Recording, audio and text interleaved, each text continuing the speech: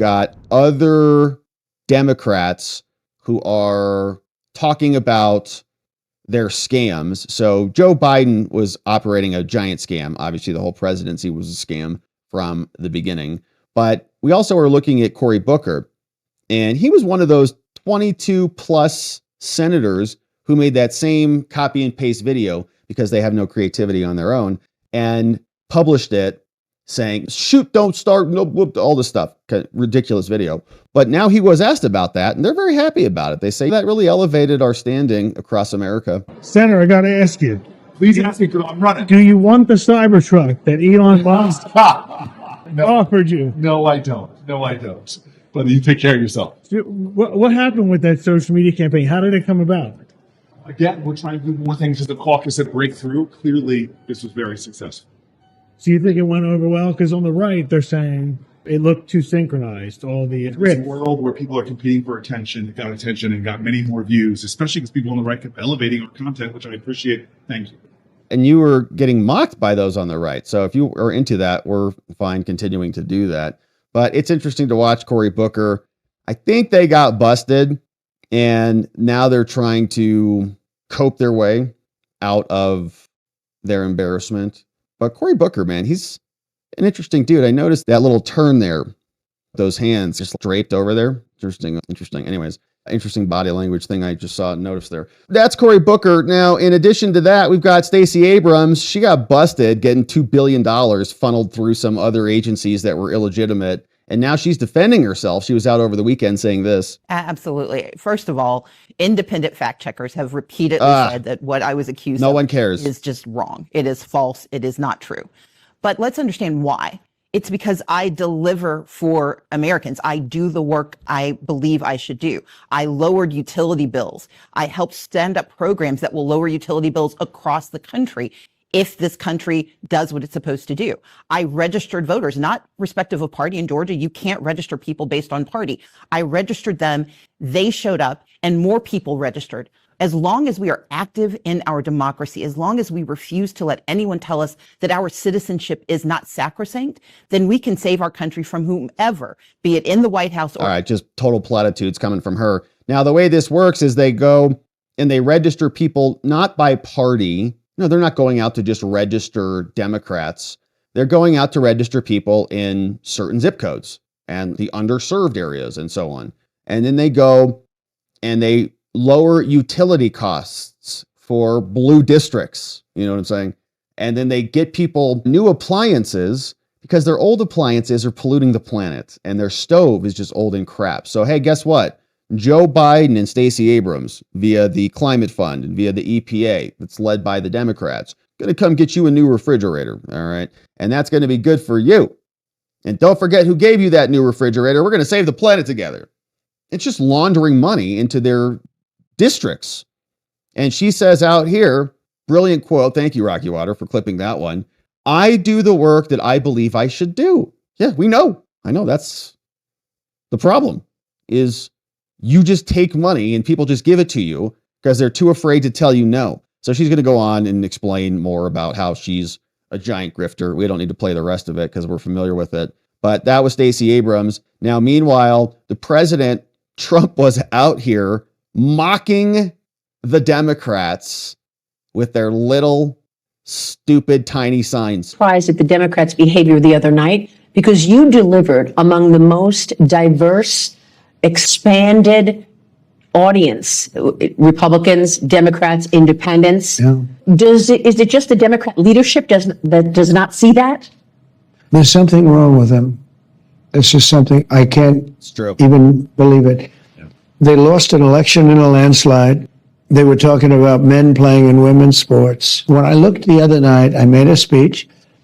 The Republicans were going wild, and the Democrats were having their little signs up, their little tiny signs. And I said, it's unbelievable. They don't get it. They don't get it now. And I think they're going to end up being a minor party if they keep going like this, because people don't want to hear about these stupid ideas that they have. Transgender for everybody. And again, the men and women's sports, what is that, a 90 to 10 deal. I don't even know who the 10 would be. But they're fighting for it.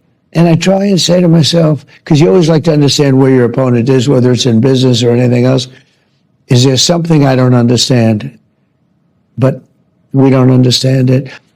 Yeah, and they are doubling down on that in many ways. And now I'm those surprised at the those that are reversing themselves, for example, Gavin Newsom is getting some pushback on this because I think he was on with Charlie Kirk and they were having a conversation, or I think Charlie Kirk was on with him. And there's this new phrase that you're going to hear a lot of. I heard Adam Schiff saying this too, that local communities can figure out what's right and fair for them. Wait a minute. So you're okay with local communities now making sure that only girls are playing in girls' sports as it's always been? That sounds like bigotry, Adam and Gavin. And that's what they're getting hit with. They're saying, wait a minute, it's always been fair. And what about the fairness to the trans? So every time that they walk back a little bit, they're ceding the territory to their oppositional argument, which is the right argument. And they look like hypocrites because they were just screaming about fairness and equality for the trans. But now that the public is solidifying around the real position, which everybody actually believes. And when the Democrats were in charge, a bunch of people had to fake it. They're like, no, equity and inclusion. I love it. What? You do? Yeah, I think so, because everybody does. Now it breaks, right? The dam breaks, and he goes, okay, yeah, that was nuts. All right, we're glad we're not doing that crap anymore. All right, I don't know. I was never really into it anyways. I just do it because I had to. Everybody's now breaking. And now Newsom and Pencilneck also have to join in on the right side because they're panicked. So Trump is right. They don't get it. We're glad they don't get it. Hopefully they continue to not do so. All right, good stuff there. Now we also saw some updates out of Congress. And yeah, this one.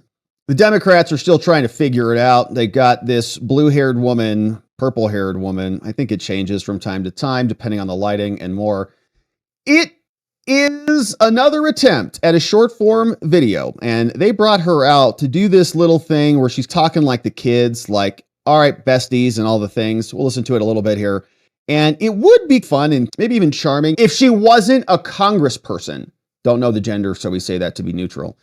Who is in charge of representing her state and her constituency? Maybe unless this is what they want in there.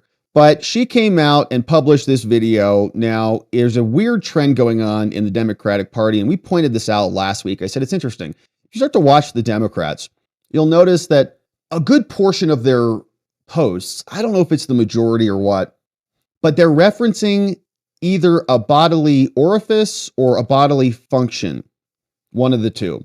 You can almost point it out. You just walk through, oh, they're talking about defecating. Oh, they're talking about urine. Oh, there's this, that. Wow, this has been weird. I noticed it for sure. And even Politico now is catching it, saying they have a potty mouth. And you may remember, I said this too last week. I said, man, they have a potty mouth and somebody needs to wash their mouth out with soap, just like my mom threatened to do with us. Robbie, you say that one more time. I'm going to wash your mouth out with soap. All right, don't do it, Mom. Don't do it.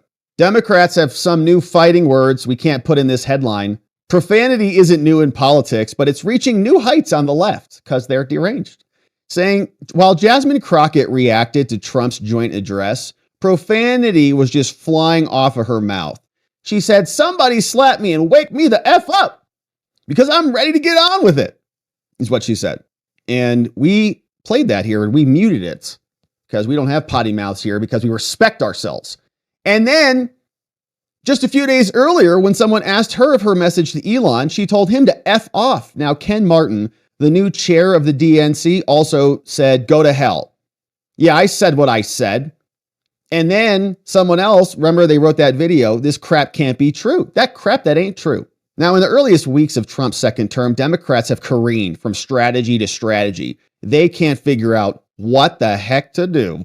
Democrats are cursing up a storm. John Fetterman said, GD, tell me who started it. Cursing, of course, is not new, but they all are just so frustrated. They think it makes them sound like youth and like young, hip people or something. Former DNC chair said Trump didn't give a crap about healthcare. Now the breath is getting big. Senator Ruben Gallego of Arizona also posted about racist crap on X again. And here, it's a lot of poop, a lot of defecation type of humor or words for them because they're obsessed with that for whatever reason. I think they poop on each other in the streets during their little parades and whatever. Strange folks. But stock market going down, everything is more expensive and services are getting poopier, said Brian Schatz. Oh, that makes sense. Clearly.